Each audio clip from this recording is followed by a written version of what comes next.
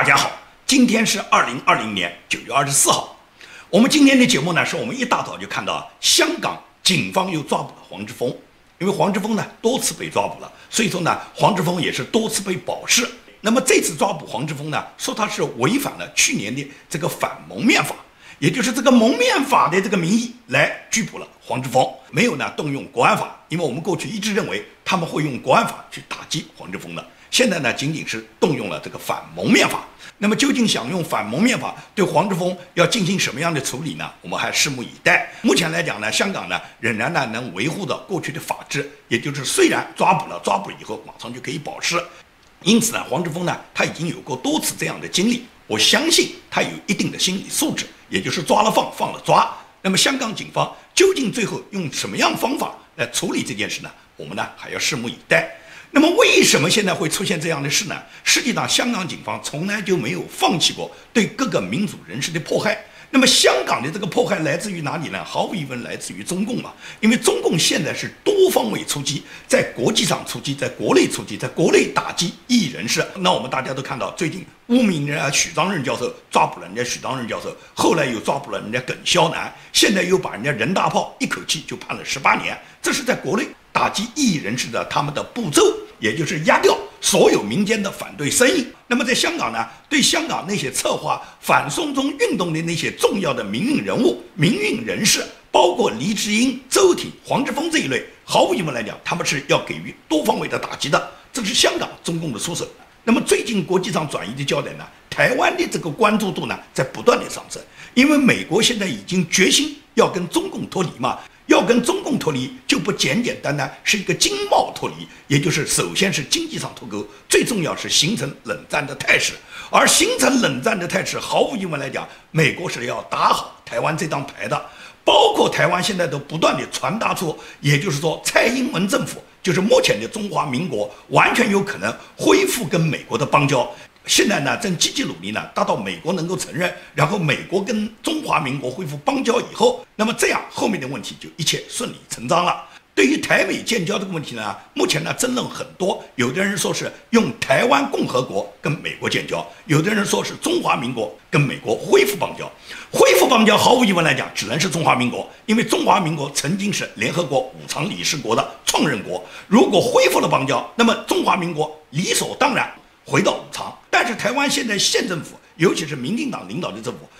他们是要去民国化。那么如果是去民国化，不以中华民国来跟美国建交的话，毫无疑问来讲，台湾只能是宣布独立，成立台湾共和国。如果你不是一个独立的国体，美国跟你建什么交呢？建交一定是你有一个本身存在的一个独立的国家，这个国家无论是沿用原来的中华民国，还是用台湾共和国，你必须有这么一个独立的国家的政体，那么美国才谈得上跟你恢复邦交，或者是跟你建交的问题。那也就是看台湾能不能走出这一步，也就是台湾要凝聚当地的民心，究竟是以中华民国跟美国恢复邦交得到台湾绝大部分民众的拥护，还是说台湾绝大部分民众希望他们能够独立？我觉得呢，首先这个问题呢，台湾政府呢自己应该考虑得很清楚。如果台湾不能够把国体定下来，那么跟美国恢复邦交呢，是完全呢就是无稽之谈的。现在因为台湾是完全是以中华民国的这个名义跟美国建立各种外交往来的，包括萧美琴是中华民国派驻美国的这个经济联络处代表，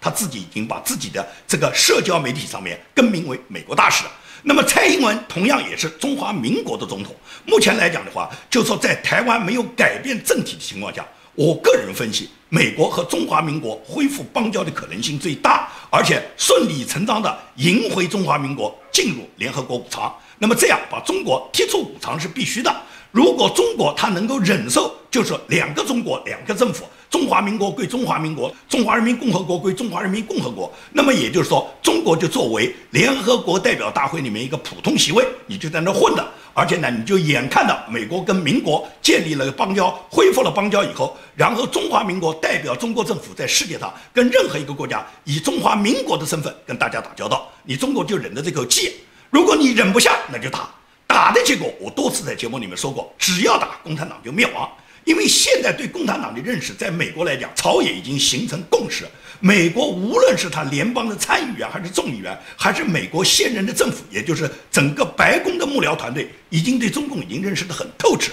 只是呢，中共呢，他使用了很多手段，他这个手段呢是全方位的。今年在美国发生的这个黑命贵的这个行动啊，它绝对不简简单单，大家认为是一个黑人叫弗洛伊德，因为他个人的吸毒犯罪和使用假币的这个犯罪行为被警察处置的时候，警察因为处置不当，最后导致了弗洛伊德的死亡以后，在全美掀起了一个黑人命贵的这个运动。这不简简单单是弗洛伊德死，因为弗洛伊德死呢，通过他的死能激发起一些种族主义的情绪，这个是很正常的。问题是这个情绪很快就被误导成什么？误导成美国由安提法主导的一个黑人命贵的行动。这个黑人命贵的行动已经不简简单单是种族歧视的问题，而是要摧毁美国的制度问题。他们在各地都爆发了大量的打砸抢烧的行为，而且是推倒美国先贤，就是美国建国那些建国之父们他们的纪念碑。那么也就是否定美国的历史，把美国的历史说成是一个血腥倾吞黑人血汗的一个殖民史，一个奴隶史。所以说呢，这是对美国制度的否定。在这种情况下，他已经呢是被民主党呢想利用，因为民主党想利用这个美国的乱，在乱中取胜，然后最终把川普挤下总统的宝位，然后呢民主党能够获胜，这是民主党想利用。但是发起整个这个事情在背后运作的黑手，毫无疑问来讲是中共。中共它不仅仅是在背后资助了大量的资金，是让这些安提法的组织在美国组织大量的黑人命贵的这些黑人，在美国发生的这个类似于中国文革的红卫兵行动，这些黑卫兵他们就是这么干的。那么中共他搞这个红卫兵搞群众运动，他是非常有经验的，他也特别有这个基因，所以他现在在美国煽动起这个大规模的行动。在这个过程中，无论是大使馆领导的，还是中共统战所布置的所有海外的这些华人协会啦，这些对外联络会啊，都是中共对海外渗透的重要机关。所以说，美国国务卿蓬佩奥和美国国家安全顾问奥布莱恩在最近的讲话里面都明确说，要对中共的这两个组织，一个就是对华协会，一个就是对外统一联络会，这两个华人组织要对他们进行调查。这两个组织完全可以认定是中共的代理人组织，因为这两个组织已经资助了大量的经费，是他们拿钱来帮助安提法来组织这个黑人命贵行动。而且这两个组织呢，利用美国的社会制度，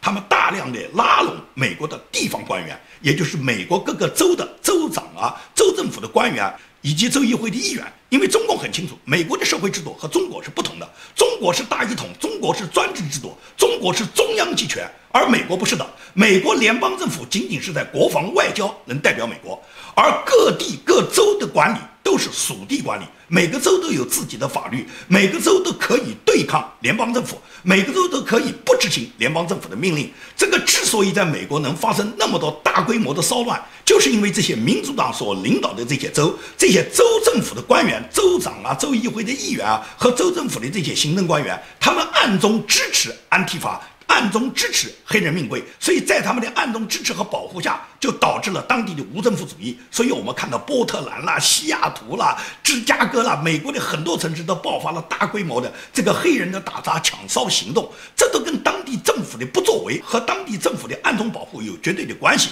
他们把警察全部裁撤下岗了吧？警察不发经费嘛？他们甚至把警察说成是坏人嘛？然后他们放纵罪犯嘛？把罪犯全部放出来嘛？我们加州就释放了很多暴力犯罪分子嘛？这些人到了社会上就继续打砸抢，而这些打砸抢的分子，明显有暴力侵害社会行为的人，为什么要把他放掉呢？因为放掉他们，第一是可以搞乱社会，第二个让他们出来投票啊。他们这些人是被民主党的州里面的州长放出来，他们要感谢民主党，他们毫无疑问来讲是为民主党投票啊。但是美国法律有规定啊，很多罪犯他们即使在假释期间、在取保期间是不具备投票资格的，他们必须要消除他们自己因为犯罪曾经法庭对他们处罚的各种犯罪金额，把这些钱交清了以后，你才有投票资格。所以这种情况在佛罗里达州就非常典型，因为佛罗里达州类似于这样的人有几十万甚至上百万。那么民主党的大佬就出手了。这个原纽约市长叫布隆伯格，他是个亿万富翁，他呢身价很大，他的这个身价是绝对不比川普低，比川普要多得多。布隆伯格他支持民主党，他就希望民主党能让这些罪犯出来投票，然后呢最终选举拜登，把川普挤掉。他就个人出钱，出了很多钱，出了几千万，然后为佛罗里达州的这些罪犯们，为他们交清他们应当给法庭交清的，他们必须获得投票资格之前的那些罚款的金额。他把这些钱交清了以后，这些罪犯就可以投票了。所以布隆伯格是做这个事，他通过资助罪犯，通过罪犯这部分选票来帮助拜登来打击川普。也就是民主党已经黔驴技穷了，现在要靠罪犯投票才能获得他们竞选的机会啊。那么另外一个支持民主党的犹太大亨就是索罗斯，索罗斯大家都叫他叫金融大鳄。他这个金融大鳄确实是有的是钱，他拿出大量的钱资助安提法，他给安提法资助的经费就足以可以通过他给的这些经费，这些经费就是上亿的啊。通过这些经费可以调动全国所有的支持黑名贵打砸抢烧行动的这些行动人员，保证这些人每天你去参加打砸抢烧，你就可以拿到钱。这种做法呢，全世界都是一样的。从纳粹开始到共产主义运动，所有的纳粹和共产主义发动的，包括美国这个安提法这个暴力组织，他们所发动的所有行动都是如出一辙，也就是有大款们、有大鳄们在背后支持拿钱，然后呢用钱去收买那些愿意帮他们参加打砸抢烧和搞各种骚乱行动的人员。这些人他们出来干这个坏事，除了他们自己本身被煽动之外，另外他们是领到钱的，因为领得到钱他们就干这个事。海外有很多华人也热衷于参与这些行动，他们参与大使馆的所有那些去打击人家香港反送中运动的这些组织，去撑什么香港的港警，去保护他们的所谓五星红旗，这些所谓的爱国华侨，他们出来干活，除了他们有红卫兵基因之外，最重要什么？大使馆给他们发钱，他们背后是有人给钱他们的，包括现在对我吴建民围攻的和海外很多政治异议人士围攻的这些人，他们都是有中共的一些黑手在美国寻找他们的代理人，这种代理人是很多的，是层出不穷的，是各种人士都有可能。然后这些人给他们发了钱，他们用钱来收买一部分没脑子的，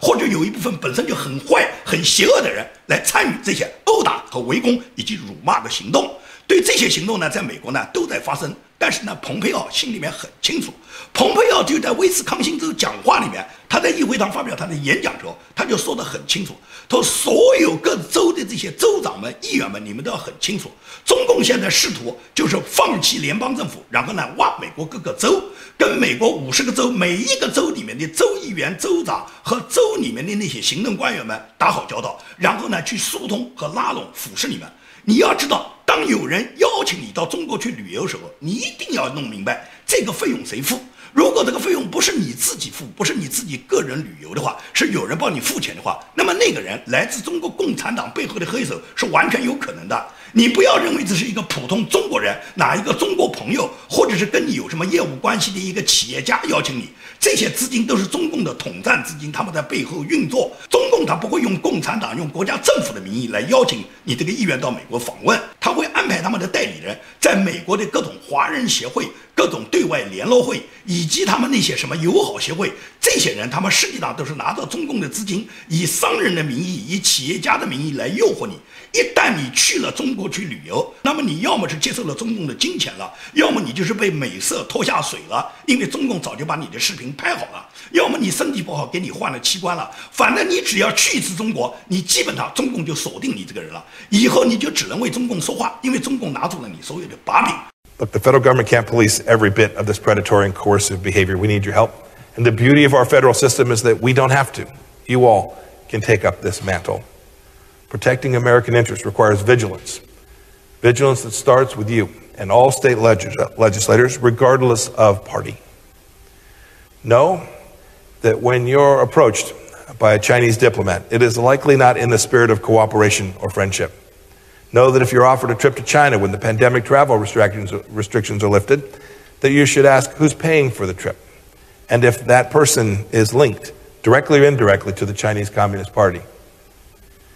Know, too, that these approaches may happen from Chinese national or Americans working with CCP-linked interests.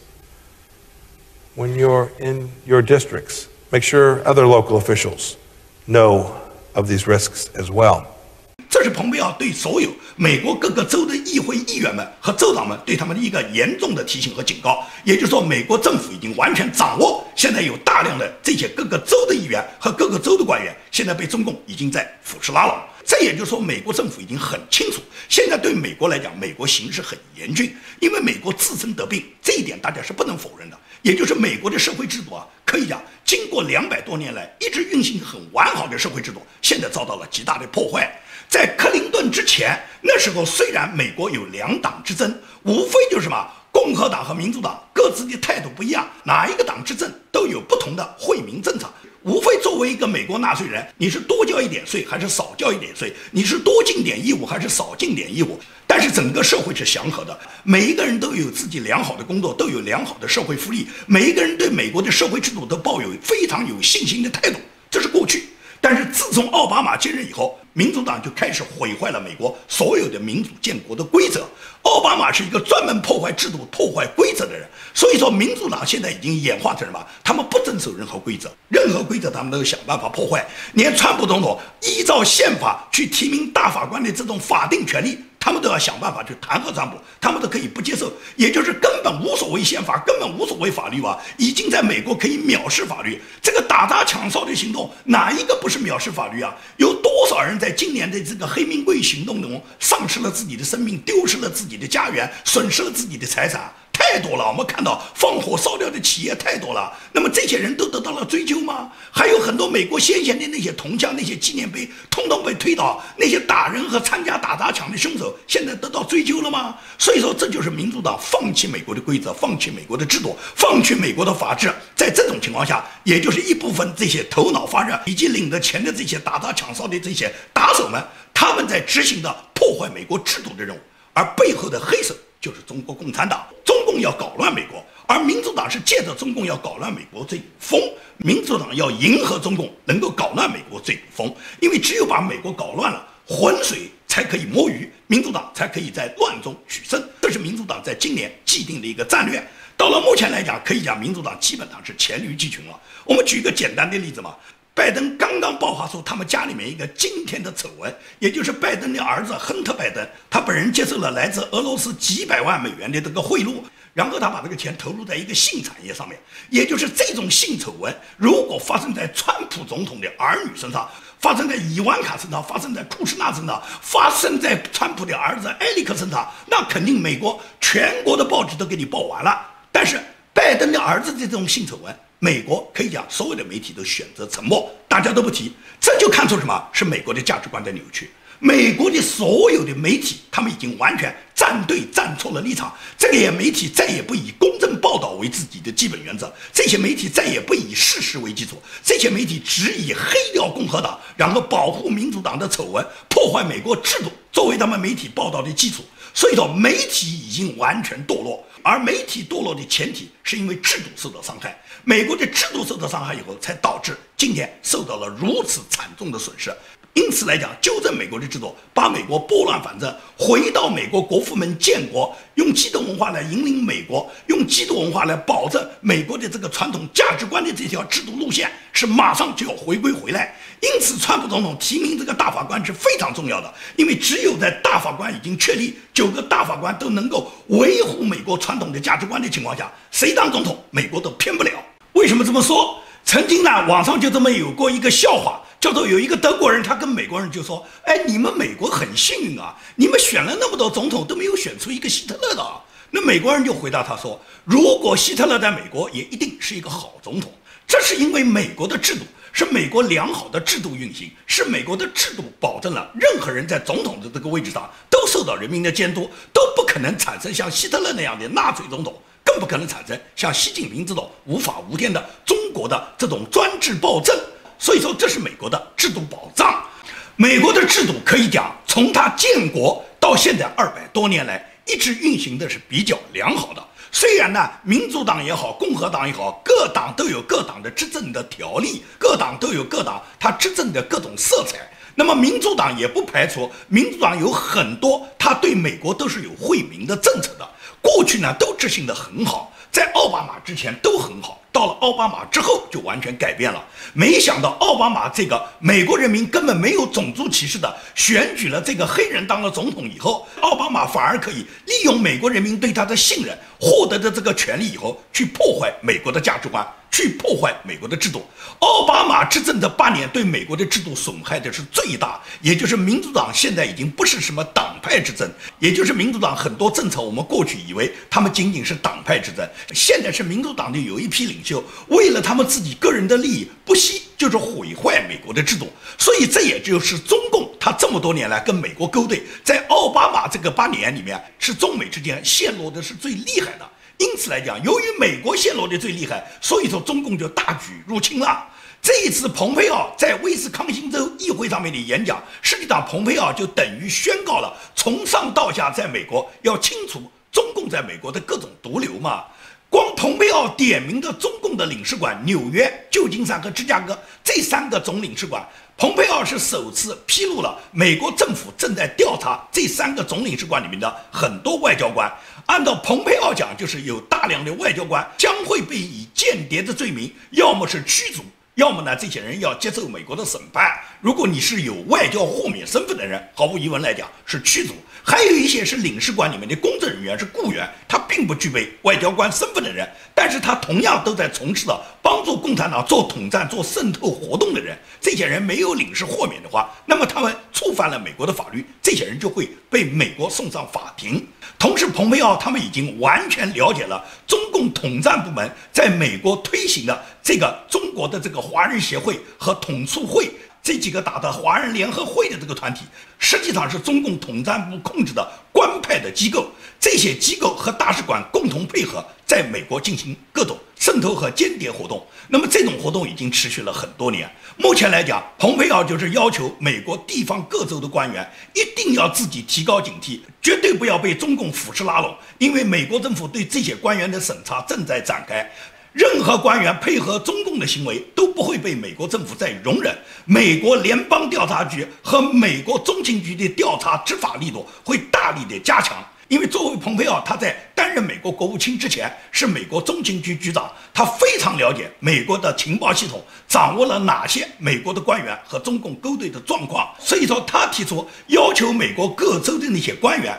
各州的州长、州议会的议员以及各州的那些行政司法官员们，要清楚地认识到，现在你跟中共之间是要划清界限的时候，而不是像你过去可以跟中共含糊不清的时候。因为含糊不清，最终什么？最终就是你把你自己送进监狱。因为中共拉拢海外的官员就是那几个手法啊，但是这几个手法是很管用的吗？要么给钱，要么给女色嘛，要么就是这些西方的官员，他们年龄大了，他们身体某个器官有问题，然后中共提供他们到中国去更换器官的便利嘛。中共用钱打不倒，用女色打不倒，但是用更换器官的方法一定打倒了。因为在海外要等待一个配型的器官要很多年，可能器官没等到人就死掉了，谁都明白这个道理啊。但是中共就告诉你讲，随时配，你只要来，我总归能给你找得到配型。那么你身体不行了，你就到中国来。问题是这个器官配给你，那毫无疑问来讲就俘虏了你。首先你接受这个器官移植本身这件事情就是助长了中共活摘器官的这种恶行。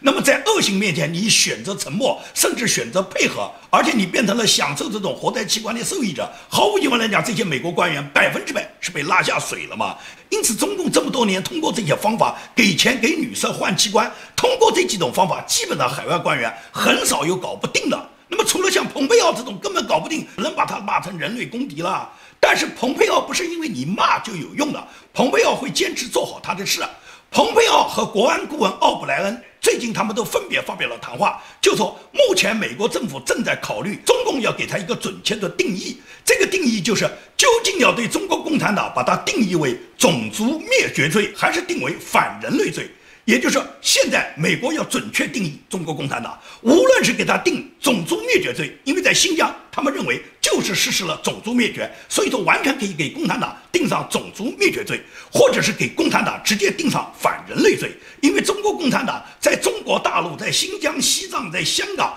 包括他们对台湾的威胁，都是一种反人类罪的罪行。一旦中国共产党被定为这2种罪行里面的任何一种，那么毫无疑问来讲，共共产党就是一个残暴的、邪恶的专制集团，是一个暴恐集团。那么这个暴恐集团只能是铲除了。美国是绝对不会允许暴力分子、暴力集团存在，尤其是这个暴力集团是可以控制国家机器的。当美国确定了中国共产党的地位，把共产党彻底定为是反人类罪或者是种族灭绝罪的暴恐组织之后，那么清除这个组织，清除这个组织的党魁，剥夺这个组织对中国人民的欺压，就是美国下一步可以讲在法理上、在法统上都完全要办得到、要做得好的事。因此，对这个问题，我觉得在不远的将来，在川普总统连任以后，我认为在川普总统现在的这一任内阁，他们一定会在第2个任期里面把这件事把它做好做到位。共产党被铲除，中国人民得来民主解放的日子，不久的将来我们就会看到。好，今天的节目就跟大家做到这里，谢谢大家。